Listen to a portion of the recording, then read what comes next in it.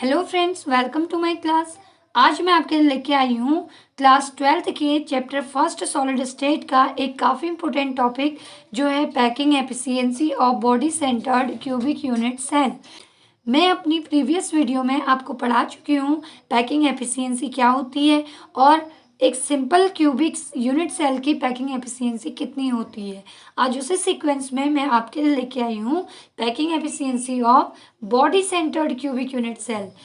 अब body centred cubic unit cell क्या होती है मैंने आपको बताया हुआ है, मैं फिर से आपको एक्सप्लेन कर देती हूँ। बॉडी सेंटर्ड यूनिट सेल वो यूनिट सेल होती है जिसमें एटम्स कॉर्नर पे प्रेजेंट होते हैं और कॉर्नर के साथ साथ पूरी बॉडी के सेंटर पे भी प्रेजेंट होते हैं। यानी कि 1 2 3 4 5 6 7 8 एटम तो कॉर्नर पे प्रेजेंट होंगे और साथ ही साथ एक एटम इस पूरी बॉडी के सेंटर पे भी प्रेजेंट होगा, तो इसे हम कहेंगे बॉडी सेंटर्ड क्यूब। अब हम इसके लिए पैकिंग एफिशिएंसी देखते हैं। तो पैकिंग एफिशिएंसी के लिए यहाँ पे मैंने कुछ सपोजिशन की हुई है। सपोज दैट ये एक बॉडी सेंटर्ड क्यूब है जिसकी एज लेंथ क्या है, ए है। तो अगर इसकी एज लेंथ ए है तो ये क्यूब होने से इसकी सारी साइड्स क्या होंगी, इक्वल होंगी और सभी साइड्स की लेंथ भी क्या होगी, ए ही होगी। अब यहाँ पे हम बात कर रहे हैं बॉडी सेंटर्ड की, तो हम क्या करेंगे, बॉडी के सेंटर में एक एटम को शो करेंगे। तो ये जो स्फीयर है ये बॉडी के सेंटर पे प्रेजेंट एक स्फीयर है और एक इसके इस कॉर्नर पे प्रेजेंट है और एक इस कॉर्नर पे। जैसे ये दो कॉर्नर एटम है ऐसे ही बाकी भी यहाँ पे कॉर्नर एटम्स होंगे, लेकिन हम केवल बॉडी सेंटर्ड की बात कर रहे हैं। तो एक इस कॉर्नर के एटम को हमने शो किया है डायगोन के, एक डायगोनल के इस कॉर्नर के एटम को हमने शो किया है और सेंटर में होगा बॉडी सेंटर का एटम। अब यहाँ पे हम एक डायगोन खींचेंगे एडी, जिसमें एडी जो है इन तीनों स्फीयर को मिला रहे हैं। अब इस कॉर्नर एटम का जो इतना पार्ट है जो आउट ऑफ क्यूब है इसको यहाँ काउंट नहीं किया जाएगा। तो ये जो कॉर्नर एटम है ये केवल इतना ही पार्ट इसका कवर कर रहा है, किसको, क्यूब को। इसका जो आउटर पार्ट है बाहर की ओर को ये यहाँ इंक्लूडेड नहीं है। तो केवल इसकी एक ही रेडियस पार्टिसिपेट कर रही है, वो रेडियस है स्मॉल आर। और बीच वाले जो सेंटर का क्या है, एटम है, इसका इधर भी एक रेडियस पार्टिसिपेट कर रही है पैकिंग में और इधर भी रेडियस पैकिंग में क्या कर रही है, पार्टिसिपेट कर रही है। तो टोटल 1 आर एंड 2 आर, तो पूरा डायमीटर इसका इंक्लूड हो रहा है इस पैकिंग में। और थर्ड है इस कॉर्नर का एटम जिसमें केवल इधर वाली रेडियस इंक्लूड हो रही है, आउटसाइड का कोई भी एटम यहाँ पार्टिसिपेट नहीं कर रहा है। तो एक डायगोनल हम ऊपर के फेस यानी कि सरफेस से खींचेंगे जो केवल फेस का डायगोन होगा और एक हम एडी खींच रहे हैं जो पूरे बॉडी का डायगोनल है, यानी कि ये एक ट्रायंगल टाइप बन रहा है यहाँ पे। इसी को लेके हम आगे इसकी कैलकुलेशन करते हैं। तो कैलकुलेट करते हैं हम इसकी पैकिंग एफिशिएंसी को। तो उसके लिए suppose the edge length of a cube, तो इस क्यूब की एज लेंथ हमने क्या मानी है, ए मानी है, तो हम ले लेंगे इक्वल टू ए। तो ए अगर इस क्यूब की एज लेंथ है तो रेडियस ऑफ एटम कितना होगा, तो इन एटम्स का रेडियस हमने शो किया है, इस एटम का है आर, इसका भी है आर, इसका भी है आर। तो रेडियस ऑफ एटम क्या हो जाएगी, आर हो जाएगी। Now in BCC unit cell, क्योंकि ये बॉडी सेंटर्ड है, बीसीसी है, तो बीसीसी के लिए जो नंबर ऑफ एटम्स होते हैं वो कितने होते हैं, 2। ये मैं पहले कैलकुलेट करा चुकी हूँ, फिर से मैं एक बार आपको समराइज कर देती हूँ कि z इक्वल टू 2 क्यों है। तो यहाँ पे जो नंबर ऑफ एटम z होंगे वो इक्वल टू कितने होंगे, 2।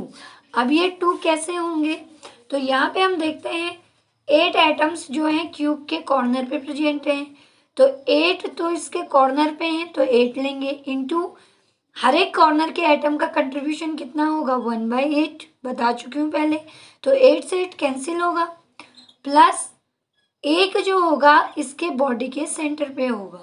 तो एक बॉडी सेंटर पे, 8 कॉर्नर पे और हर एक एटम का कंट्रीब्यूशन 1/8, तो 8 से 8 कैंसिल, 1 + 1 कितना हो जाएगा, 2।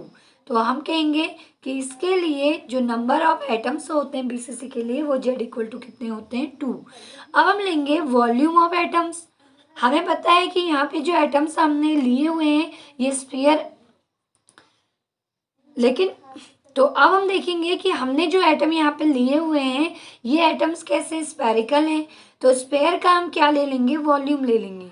तो volume of atoms equal to हो जाएगा, तो volume of atoms equal to हो जाएगा 2 इंटू 4/3 πr³ 4/3 πr³ यहाँ एक स्फेयर का वॉल्यूम है और 2 से मल्टीप्लाई इसलिए कर रहे हैं क्योंकि बीसीसी के लिए जो जेड की वैल्यू होती है, नंबर ऑफ एटम्स होते हैं टोटल, वो कितने होते हैं 2। तो 2 इंटू 1 स्फेयर का वॉल्यूम यानी कि 4/3 πr³। तो इसको हम मान लेंगे इक्वेशन नंबर 1। इसमें जो एटम प्रेजेंट हैं बॉडी सेंटर पे, इक्वेशन 1 में हमने एटम्स का क्या निकाल लिया, वॉल्यूम निकाल लिया। अब हम आगे लेंगे, अब हम यहाँ पे ट्राइंगल लेंगे, इन ट्राइंगल ABC। तो आप लोग यहाँ ध्यान दीजिए, ABC। तो पाइथागोरस थ्योरम लगाएंगे। पाइथागोरस थ्योरम में क्या होता है, हाइपोटेन्यूज का स्क्वायर इक्वल टू बेस का स्क्वायर प्लस परपेंडिकुलर का स्क्वायर। तो यहाँ पे हाइपोटेन्यूज क्या है, तो यहाँ पे हाइपोटेन्यूज क्या है, AB है, तो AB का स्क्वायर हो जाएगा इक्वल टू AC हो गया हमारा क्या, परपेंडिकुलर हो गया, और BC क्या हो गया हमारा यहाँ पे, बेस हो गया।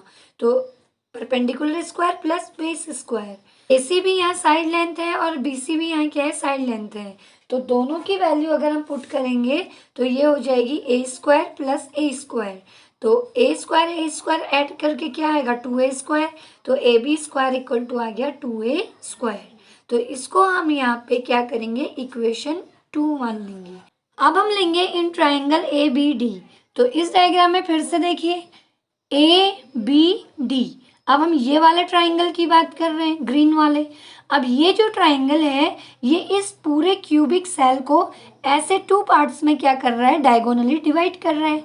तो इसीलिए हम इस ग्रीन वाले ट्राइंगल की अब बात करेंगे ABD।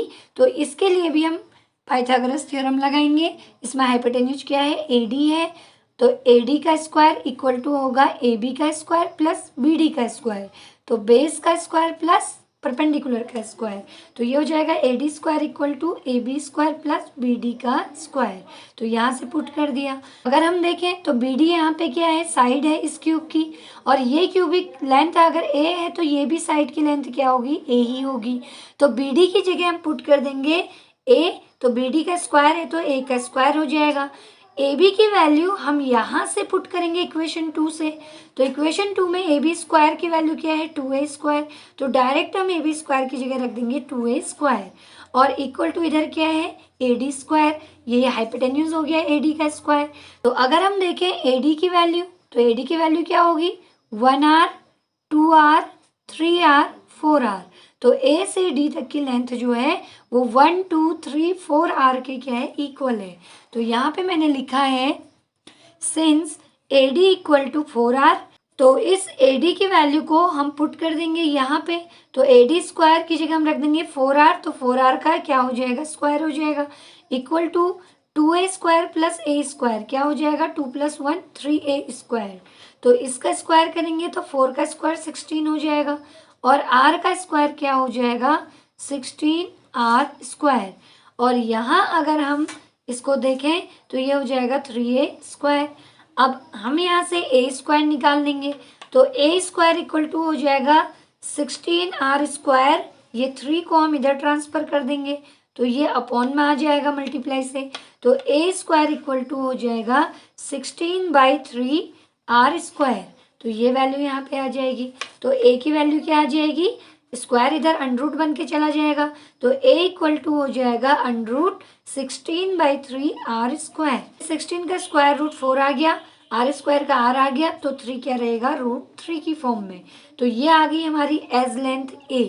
तो A इक्वल टू जो हमें मिला वो मिला 4R/√3।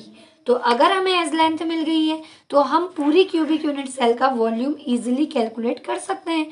तो मैंने यहाँ पे इक्वेशन 1 में एटम्स का वॉल्यूम पहले से निकाला हुआ है, और यहाँ पे A जो मैंने निकाला है वो साइड ऑफ क्यूब निकल गई है। तो अब हमें साइड ऑफ क्यूब मिल गई A इक्वल टू 4R/√3। तो ये हमारी साइड ऑफ क्यूब आ गई, तो इसकी हेल्प से हम वॉल्यूम ऑफ यूनिट सेल निकाल लेंगे।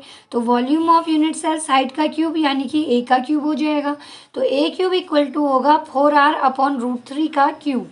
तो अगर हम इसका क्यूब खोलेंगे तो 4 का क्यूब क्या हो जाएगा 64, आर क्यूब अपॉन √3 का क्यूब करेंगे तो 3√3 आ जाएगा। कैसे?